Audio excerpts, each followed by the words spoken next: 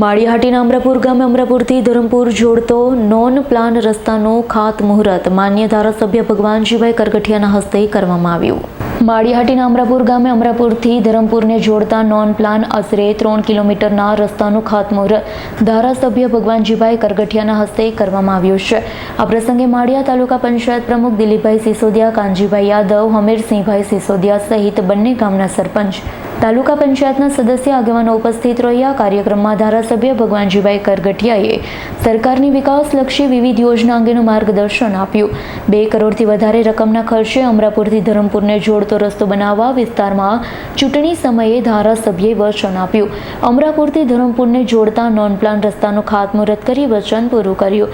કાર્યક્રમને સફળ બનાવવા અમરાપુર સરપંચ ભૈલુભાઈ સોલંકી, તાલુકા પંચાયતના સદસ્ય વલ્લભભાઈ કડથિયા ભારે જહેમત ઉઠાવી ઉપસ્થિત મહાનુભાવો સહિત લોકોને ચા નાસ્તાની વ્યવસ્થા કરી હતી।